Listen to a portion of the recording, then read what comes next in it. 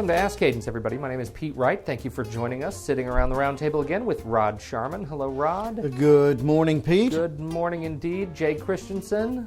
You don't even know anymore. Midday to you. We're continuing our discussion on 19 techniques for managing people who do not report to you. Today, we're going to talk about obstacles and how to remove them, or at least look like you're removing them? No. Dare I didn't say that. Jay, illuminate the point for us. Yes, and so far, we haven't found any projects that didn't have any obstacles. There just doesn't seem to be those obstacle-free projects. In fact, one of the first things that shows up when a project starts is an obstacle. So people kind of can get a little bit depressed right from the beginning because there are all these barriers that are popping up almost immediately when they start talking about the project. So we need to talk about some ways to remove these obstacles. And this is one of the key roles of the project manager, is to make a list of issues, which we've talked about, and make sure that someone is working the issue through the process that was described earlier, where we match issues to tasks on the responsibility matrix. If there's no match, then assign a person to actually work the task issue. And the thing of it is that project managers, like me, will put off working on an obstacle, and the dang thing gets bigger and more complex and more difficult to solve. What we really want to do is recognize that obstacles are a part of project success.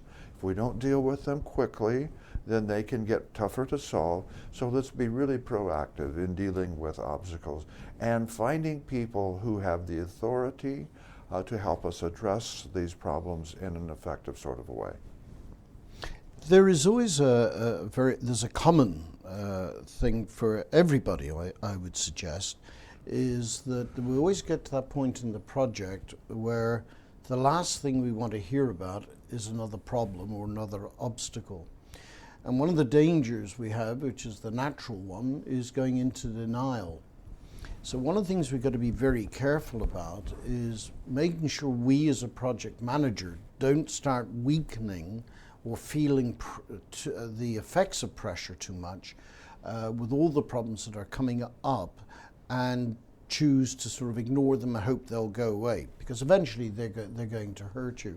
We've both seen many projects that have been under execution seem to go wonderfully well, and then the 11th hour all these problems start to come up. The truth of it is they've been there all the time. People refuse to acknowledge them or deal with them. So one of the things to watch for, and this is in a way is a recommendation for team members, is if in a meeting you're trying to bring in front of the project manager a major problem that has just occurred, and you start seeing the project manager responding with such things as, oh, we'll talk about it later. Why don't you do a write-up on it and then we can take a look? Send me an email. And refusing to really get into the discussion, it's a clear indication that the project manager is feeling the strain of the project and is in danger of going into denial. So how do you deal with that? One thought I have immediately is, if you haven't been able to get the attention of the project manager with the group, do it one-on-one. Try to gain some time. Avoid 5 o'clock on a Friday afternoon. But when they seem to be in a better frame of mind, bring it up on a one-on-one basis. I don't know if you've got any other thoughts, Jay, on that scenario? Yes, I do. And a couple of things that I'd like to suggest, and that is that there is a bag full of problems. And as Rod says, sometimes the number of problems can be overwhelming. So what's a good way to sift through this huge list?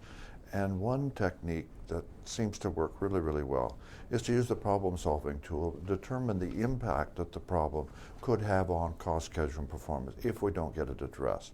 This then enables the project manager to sort out the heavy hitters from the ones that can be dealt with at some later point. And I don't mean to sweep them under the table. That's not what I'm talking about. What I am talking about, though, is in a manageable sort of a way, addressing the most important problems, the most impactful problems first, and then work on the other problems as time allows within a reasonable time frame. And that also means keeping a problem log. So we know which problems are open, who's assigned to working the problem, what the priority of the problem is, whether it's closed, and this problem log can be used to as a management tool to see how well the team is responding to problem, and is the team reacting? Are they recording problems? Or are they just, as Rod said, denying that problems exist? Well, it seems like if you go that route, and I want to steer it back to this managing of people who don't explicitly report to you. Mm-hmm. If you go that route and focusing on direct impact to the project, you're able to steer away from any discussion of fault. Like an obstacle is the fault of somebody, and they are responsible for it. And you deal more with the issue of how are we going to be accountable as a team to resolve it, or how is the project manager going to steer in that direction? Am I right there? In fact, one of the ways that you prevent going in the fault direction is, what is the impact on CSP? That in many cases depersonalizes it. Yes, it's the depersonalizing. Try to avoid the use of the words I, we, you in your conversation. Keep talking about the impact on the project itself. And as Jay correctly says, in context of impacts to cost, schedule, and performance. The other thing you've got to watch for, excuse me, one of the other things you've got to watch for is where people are expressing just an opinion. Now, opinions are a basis for creative thinking, but you've got to use good judgment as to how much of the discussion is one opinion versus somebody else's opinion. So how do you neutralize that discussion? Well, again, using that technique of the gatekeeper approach, 3 to 5 minute rule, also then conclude that with, I've heard both of your opinions are very interesting. Let's readdress this later on when you've gathered some facts to support your opinion. Now, this is a behavior pattern that then says when we've got an issue, it's fact-based, not opinion-based. And often by people going away and trying to assess whether there's any fact behind their opinion, it either removes their opinion or clarifies it. And once again, you are able to go back and depersonalize the issue. That's right. With fact. That's right. Now, the other one that comes up as a real challenge for many project managers is when you're working on a project that is of reasonable size and spans across the organization in terms of different technical expertise, different technologies, etc. The project manager is not, in most cases, going to be able to make sound judgment on what the solution could be because they're just not technically competent across everything.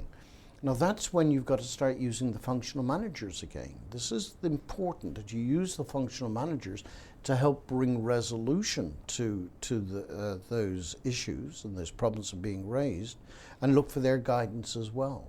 So you've got to use all the resources that are available to you. And to hone in, Rod's absolutely right. That is, sometimes teams can worry themselves into an escalating sense of disaster.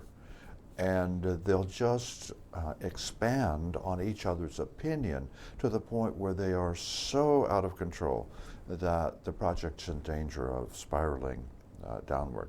So if we can get to the facts and help people understand, here is the facts that's supporting your concern, or maybe the problem isn't as serious as you once thought, based on the facts that we have available. This is where one of the skills that is very critical for a project manager is listening. The listening skills, to be able to take the complex and make it simple. You may not know the technical solution, but you could play back, this is what I'm understanding, is that true? No, I didn't mean that, this is what I meant. Okay, well then perhaps we should look in this direction. So what you're, as a project manager, you're trying to do is to facilitate the person's thinking processes so it becomes logical and they see solution, as opposed to you providing solution. Gets back to that coaching mentality, the ability to help people see solutions on their own. Yeah. Excellent. Yeah. And sometimes, depending upon the organization, rumors can be just terrifically numerous when people start talking about their emotion rather than the facts. So, as a technique to deal with the rumor mills, the project manager can, if they don't have them already, gather facts that support what's actually happening to the project, and then publish those facts to help address the proliferation of the rumor mill. Excellent tips. Jens, thank you for this episode and our continuing discussion on 19 techniques for managing people who do not report to you. On behalf of Rod Sharman and Jay Christensen, I'm Pete Wright. Thanks for listening. This has been Ask Cadence.